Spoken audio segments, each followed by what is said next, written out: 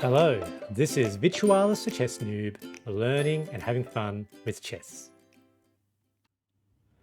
So we're going to do something a little different again today, and I'm going to show a game against the Emir bot on chess.com, where I use the Hamppe-Allgaier Gambit. And then I'll talk about the Gambit in a little more depth.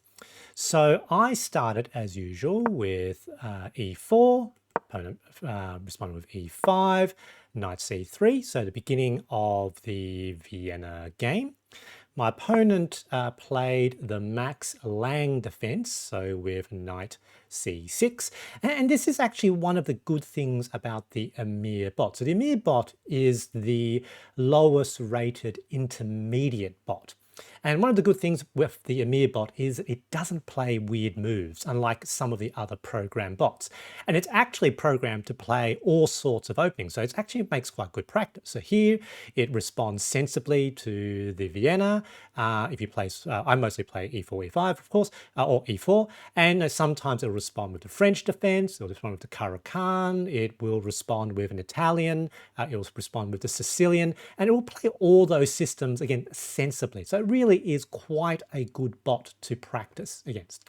Now back to the game. So I played the Max Lange Defense, and here, having recently read about the Hamppe-Allgaier Gambit, I thought I'll play the Vienna Gambit immediately. And in this position, accepting the Gambit for black is good. So in fact, this is kind of like a delayed King's Gambit. So knight f3, and just like a King's Gambit, the g5 is potentially quite a good move. So immediately trying to defend and hold on to that pawn. And this is where in this position you can launch the Hamppe-Allgaier Gambit with an immediate h4.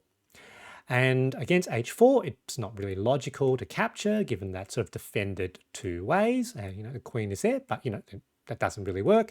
And so the natural thing, and as part of theory, is to advance the pawn further to g4. And now you can move the knight to g5. So defended by that pawn, and that knight now attacks that pawn on f7. Now, in this position, the bot plays potentially a reasonable, very human-looking move actually with Emir, which is bishop to e7. Now piling on the attack. So now sort of potentially attacking that with two pieces. And here the response is capture that pawn with queen, extra defense on the knight.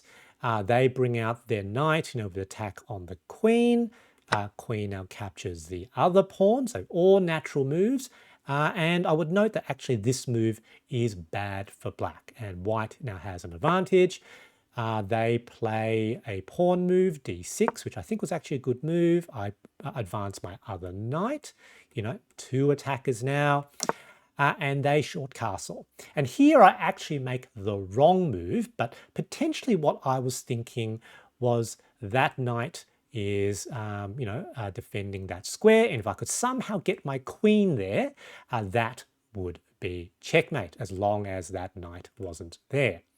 So I push a pawn. Now that is not the most accurate move, but now that allows me to slide my queen over. Opponent plays again a human move, not seeing that this is now checkmate GG. Now let's now have a look at the review and analysis and understand this gambit in a little bit more depth. Okie dokie. As we can see, this is a profile. That was sort of the slightly wrong move, but win at the end. And as a reminder, the Hamppe-Allgaier Gambit in this position here. Pop it over to analysis. It's slightly favoring black, so it's not an entirely sound gambit. This one, interestingly enough, Carl Hamppe is, the Vienna Game, so e4, e5, knight c3 was originally called Hampe's Game before it sort of was later dubbed the Vienna Game. So it was a Swiss government official in Vienna, played a lot of chess. And Allgaier is another very interesting individual from sort of the late 18th century. And apparently he was the actual chess master inside the Mechanical Turk when Napoleon played against the Turk. Yeah, so two very interesting characters. Anyway, so going back to the analysis, if we sort of look at the next move that the computer made against the Emir bot, bishop e7, fairly natural looking move, and as you can see, white now has a very substantial advantage because, potentially can win back those pawns. However, if we think about what are the two more natural looking moves, which are probably h6 or potentially f6, let's turn on the feedback and put on the lines. What happens with f6? So again, this is a bad move for black. We'll just wait for sort of the depth to fully calculate. I've sort of set it up to 20, so with stockfish. And basically, at this point, it gets back to equality, maybe in fact slightly favoring white again. And basically, the next obvious move is queen captures, and afterwards there's a little bit of chasing around the queen with some of the pieces, but that potentially is quite good for white. And if we look at sort of the what is the best move, which actually goes down into theory, is actually this move. And in this position, white's best move is in fact to capture the pawn on f7, the best move for black, and I suppose the most logic move. And you can see here the trappiness. Anything other than this is very good for white. So whenever you get into positions where one side has only one good move, it means any move other than that move is bad. Now, I would say that this is a pretty obvious and intuitive move. And after this, now, according to Stockfish, I think the best move is, we'll just wait for it to finish. Again, I think it's actually d4. So it reckons that d4 is best. I actually don't agree. So it's technically best, but the thing with d4 here is that black has a number of very good moves after this position, and they're just ahead. They're basically upper point of material.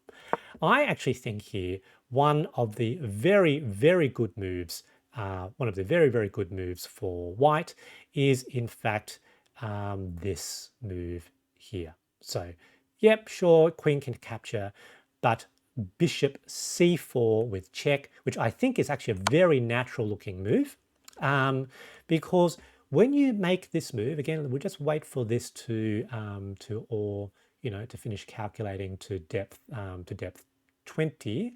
Yeah, it's interesting. It sort of changes every time. So pretty much the only good move for black is d5. And I would say that d5 actually looks kind of unintuitive because this square is defended multiple ways by white. There looks like you'll give another check. And so I would say that d5 is in fact not the most obvious looking move, even though that is in fact the only move where black maintains a substantial advantage. Any other move, so king can go back there, and basically you're back to equality when you do that, but with basically a loss of defenders on the king side. But pretty much any other move after that, I think the third best move after that is a very substantial advantage for white. Because white has that move potentially coming.